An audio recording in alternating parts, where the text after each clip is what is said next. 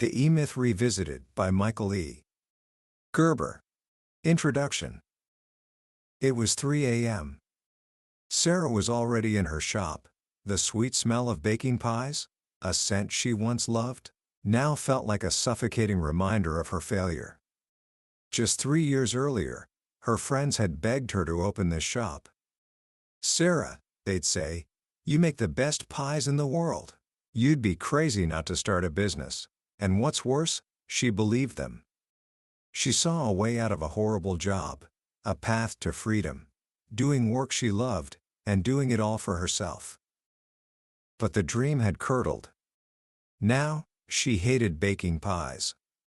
She hated the smell. She hated the sight of them. She worked from 3 a.m. until 10 p.m., 7 days a week. She wasn't just baking, she was buying, selling, cleaning, bookkeeping, and worrying. The business that was supposed to set her free had become her prison, and she was its only inmate. Kicking the giant black oven, she screamed, "Damn, damn, damn," and then slumped to the floor, whispering to herself, "What do I do now?" Sarah's story is not unique. It's the story of millions. Every year, over 1 million people in this country start a business, fueled by a dream of independence. Yet, the statistics tell a brutal truth. Within the first year, 40% of them will be gone. Within 5 years, that number skyrockets to more than 80%. That's 800,000 shattered dreams, every single year. Why? Why do so many people with passion, skill, and a willingness to work harder than ever before end up failing?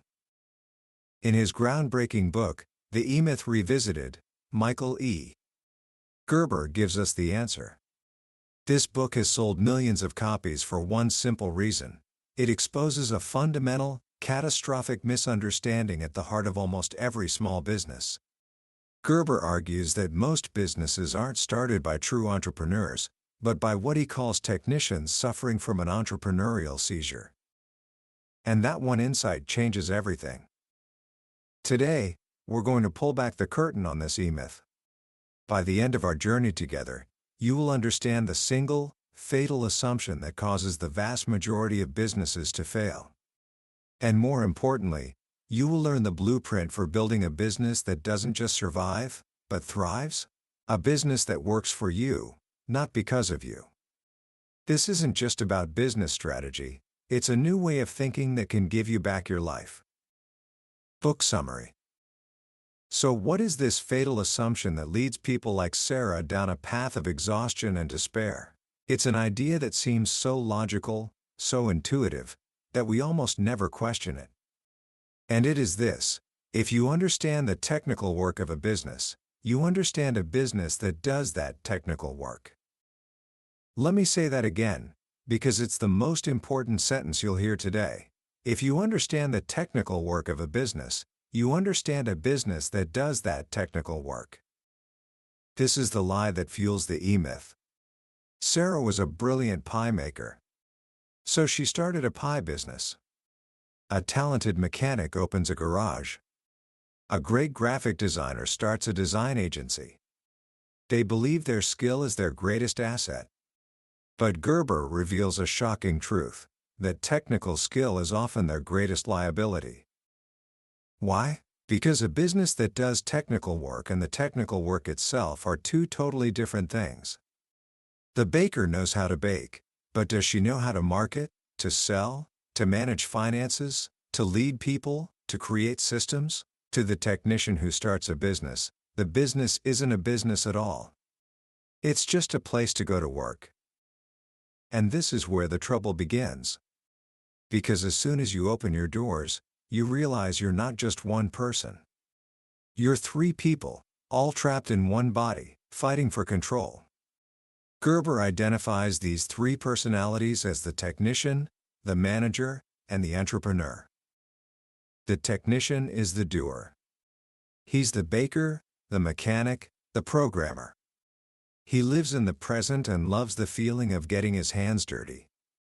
His motto is, if you want it done right, do it yourself.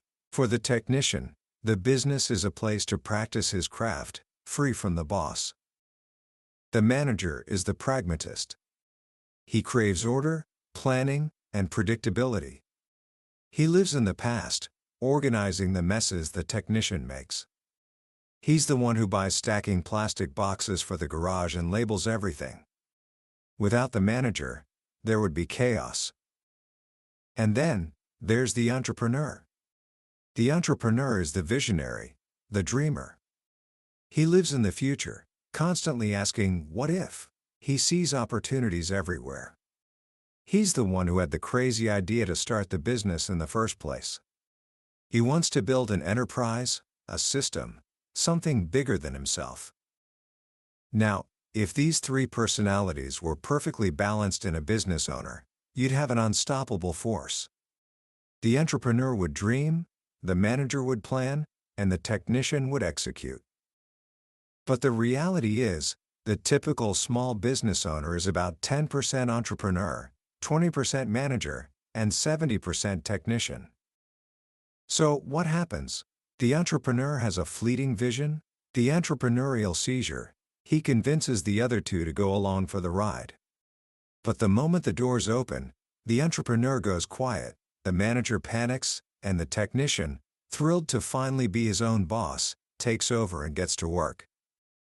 And the business is immediately doomed. Because the wrong person is at the helm. The technician is in charge. This leads us to the predictable, painful life cycle of a technician-run business. Gerber breaks it down into 3 stages: infancy, adolescence, and maturity. The first stage is infancy. This is the startup phase, where you, the owner, are the business. If you leave, the business closes.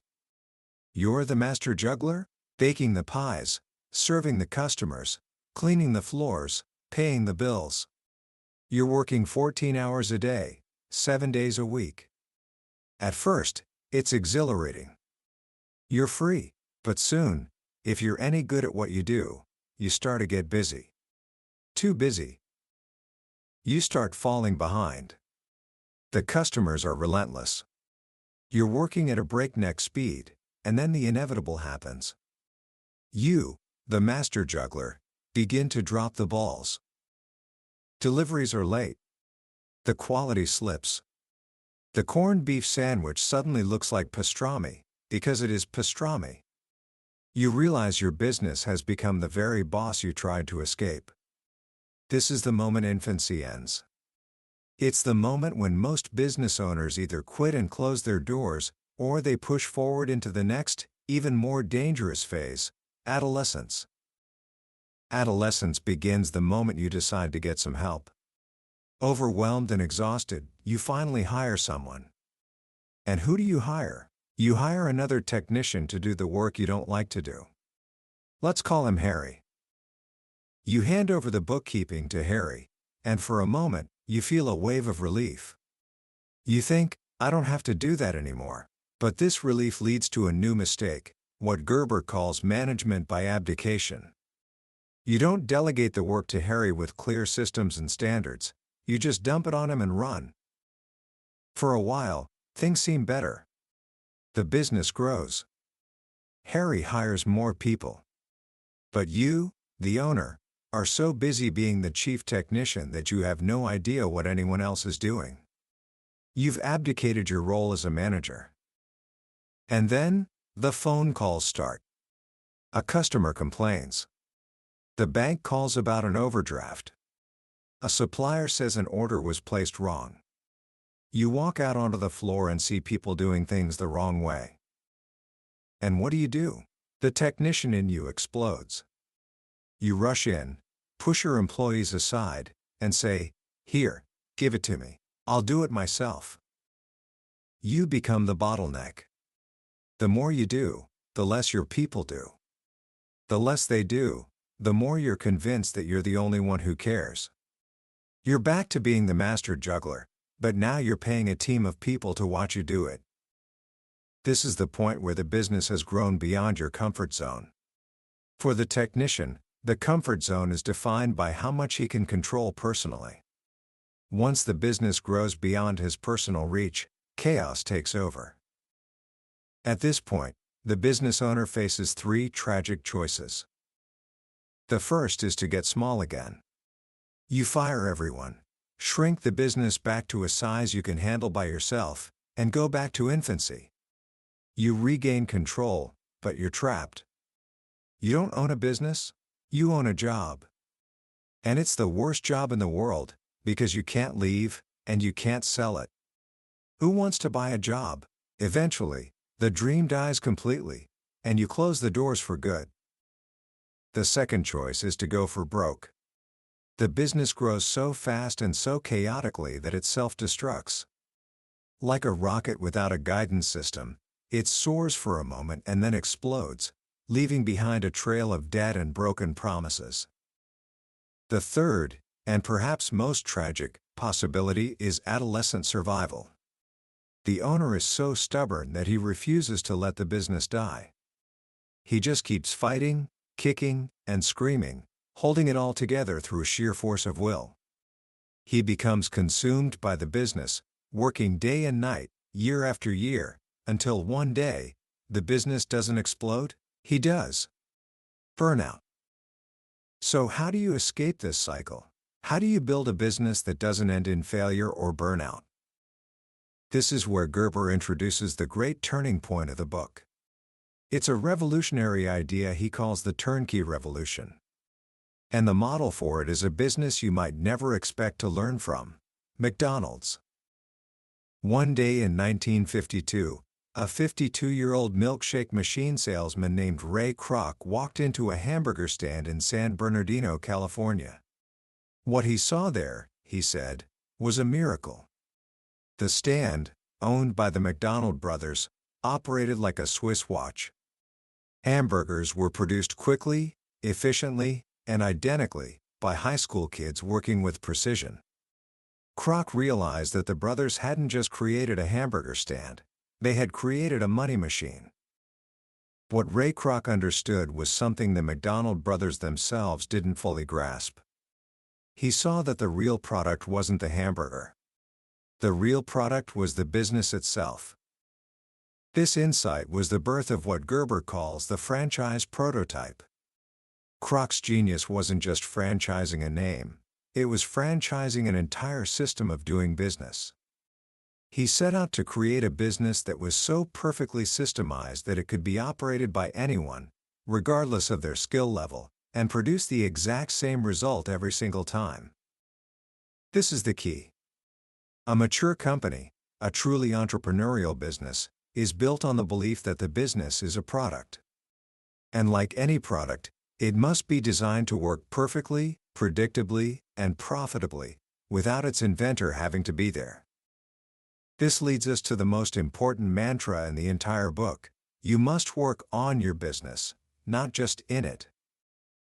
Working in your business is the technician's job, baking the pies, fixing the cars, writing the code. Working on your business is the entrepreneur's job.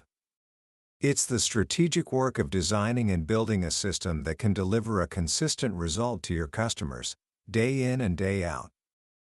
To do this, Gerber tells us to adopt a powerful mindset. Pretend that the business you own is the prototype for 5,000 more just like it. Suddenly, this changes every question you ask. You're no longer asking, "How do I make this one pie?" You're asking, "How do I create a system for making 5,000 perfect pies, in 5,000 different locations, operated by people with no prior pie-making experience?" That question forces you to stop being a technician and start being an entrepreneur.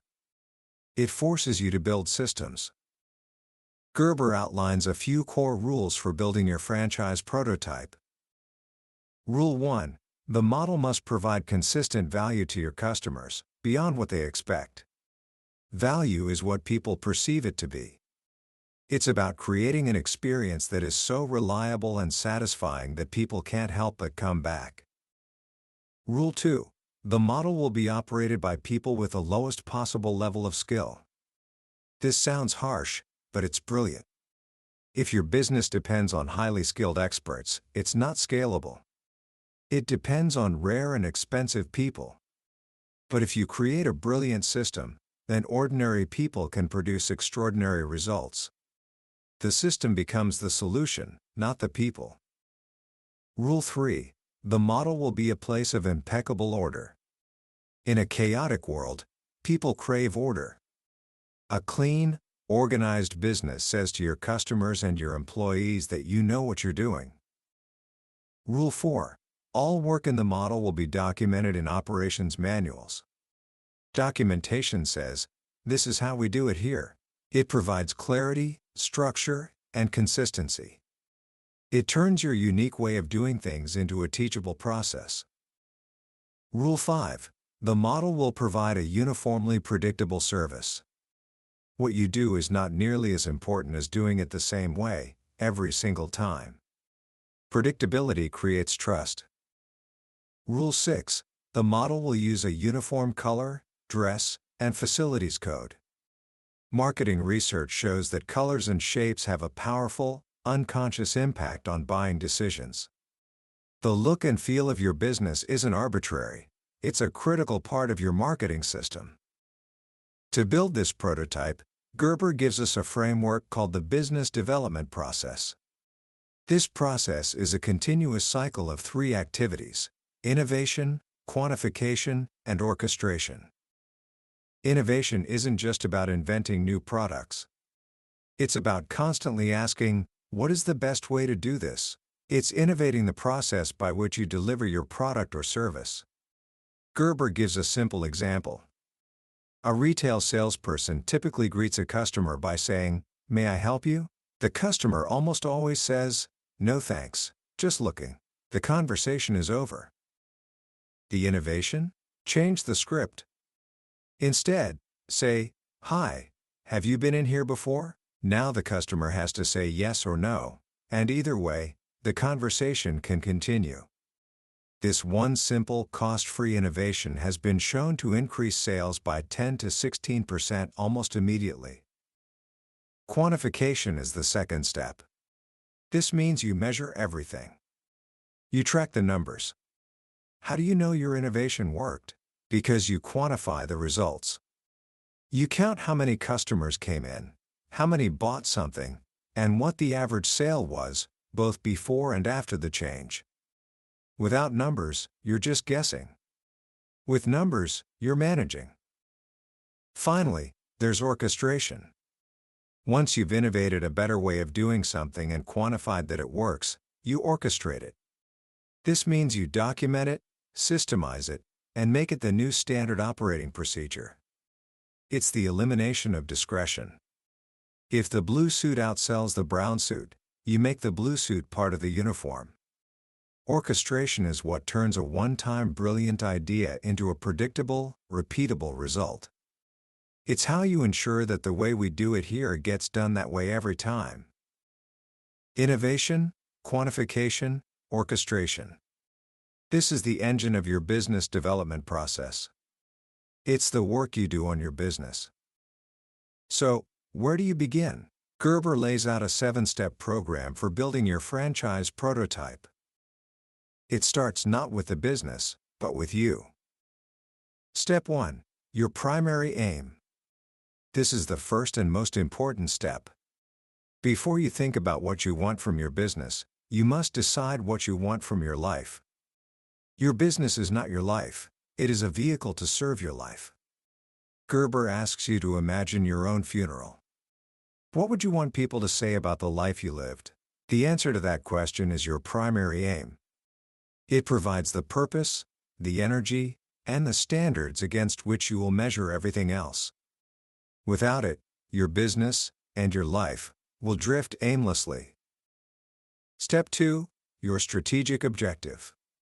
Once you know your primary aim, you can design a business to help you achieve it. Your strategic objective is a clear statement of what your business will look like when it's finished. It's not a business plan, it's a list of standards. How big will the company be? What will its gross revenues and profits be? What kind of business is it, not in terms of the commodity it sells, but the product it provides? Remember Revlon. In the factory, they make cosmetics, but in the store, they sell hope. What feeling are you selling? And most importantly, who is your customer? Your strategic objective defines the finished product, your business, which will ultimately be an asset you can sell. Step 3. Your organizational strategy. Most small businesses are organized around people, which leads to chaos. A mature business is organized around functions. This starts with creating an organization chart, not for the business you have today, but for the business you intend to have in the future. Then, you write a position contract for every single box on that chart, detailing the results and accountabilities of that role. And at the beginning, you put your own name in every single box. This forces you to separate yourself from the roles and to think about the business as a structure of functions, not a collection of personalities. Your job then becomes to build a system for each position so that you can eventually replace yourself with an employee who can follow that system. Step 4. Your management strategy. You don't need brilliant managers, you need a brilliant management system. A management system is a set of tools, checklists, and procedures that allows you to produce a marketing result. Gerber tells the story of an incredible hotel where every detail of the guest experience is perfect, from the mint on the pillow to the morning coffee. The manager reveals that the hotel is run not by highly experienced people, but by a detailed operations manual with checklists for everything. The manager's job isn't to manage people, it's to manage the system that runs the business. The system is the solution. Step 5. Your people strategy. How do you get your people to do what you want? The answer is, you can't. Instead, you must create an environment, a game worth playing, that makes them want to do it. This isn't about motivation tactics, it's about communicating a clear purpose, a vision for the business that is more important than the work itself. The owner of the hotel described his business as a dojo, a place to practice being the best you can be. The work is a reflection of who we are. When you hire people, you aren't just hiring them for a job, you're inviting them to play a game with a clear set of rules and a purpose that resonates with them. Your hiring process, your training, and your daily interactions all become part of communicating this game. Step 6. Your marketing strategy. Marketing is not just advertising. It is the entire process of finding and keeping customers. And it begins with a deep understanding that buying decisions are made irrationally, in the customer's unconscious mind. Your job is to understand your customers' demographics, who they are, age, income, location, and their psychographics, why they buy, their fears, desires, and perceptions. You must learn your customer's language and speak it in everything you do, from the colors on your walls to the words in your sales script. Every part of your business is a marketing tool. Step 7. Your systems strategy. This is the glue that holds everything together. A business is composed of 3 kinds of systems. Hard systems are the inanimate objects, like the layout of your store or the color of your uniforms. Soft systems are the living ideas, like a scripted sales process or your company's philosophy. Information systems are the data and metrics that track how everything is working. A great business is a seamless integration of all 3. Your job as an entrepreneur is to innovate, quantify, and orchestrate these systems until they work together in perfect harmony to produce the result your customer wants, every single time. By following this process, you transform your business from a chaotic, people-dependent job into an orderly, systems-dependent enterprise. You replace yourself not with another person, but with a system. And in doing so, you create something of true value, a business that can run without you. And that is the definition of freedom. Commentary. When you truly digest the message of the E-Myth Revisited, you realize it's not really a book about business. It's a book about life. It's about how to create a life of intention, purpose, and freedom, using your business as the tool to get there. The most powerful and, frankly, most challenging idea Michael Gerber presents is that your business is nothing more than a reflection of who you are. If your thinking is sloppy, your business will be sloppy. If you are disorganized, your business will be disorganized. And if you are unwilling to change, your business will never be capable of giving you what you want. This puts the responsibility squarely back on our shoulders. The problem isn't the economy, the competition, or our employees. The problem is us. But that's also the good news. Because we are the one thing we have the power to change. The paradigm shift from working in the business to working on it is profound. It forces us to elevate our thinking from that of a technician, who is focused on the present task, to that of an entrepreneur, who is designing a future. The idea of building your business as if it were a prototype for 5,000 more is a mental exercise that instantly changes your perspective. It forces you to simplify, to systemize, and to create something that is not dependent on your personal magic. This is the path to creating a true asset. Not just a job that pays you, but an enterprise that has value independent of you. An enterprise that can be sold, scaled, or left to run on its own, providing you with the ultimate reward, freedom. Freedom of time, freedom of money, and freedom of choice. So how can you start applying these principles today, even if you're just starting out or feeling trapped like Sarah was? Here are 3 simple actions you can take this week. First, take 1 hour, just 1 hour, and write down your primary aim. Forget about the business for a moment. Ask yourself, what do I want my life to look like? What kind of person do I want to be? What legacy do I want to leave? Let your business serve that vision, not the other way around. Second, draw an organization chart for the business you dream of having 5 years from now. Don't limit yourself to what seems possible today. Dream big. What roles would exist in that company? This exercise will force you to think structurally and strategically about where you're going. Third, identify the single most frustrating, recurring problem in your work right now. The thing that drives you crazy over and over again. Now, instead of just fixing it again, ask yourself a new question. How can I create a simple, documented system to solve this problem permanently, so that it never depends on me again? It could be a simple checklist, a scripted email, or a new policy. This is your first step in working on your business. Ultimately, the E-Myth Revisited is a call to arms. It's a challenge to stop being a victim of your business and to become its creator. To build something that not only serves your customers and your employees, but that serves your life and your spirit. It's a roadmap for bringing your dream back to life. That was a summary of the E-Myth Revisited by Michael E. Gerber.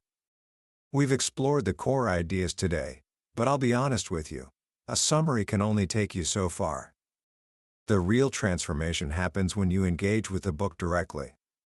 It's in the quiet moments, when a particular story or a simple phrase resonates with you in a way you didn't expect.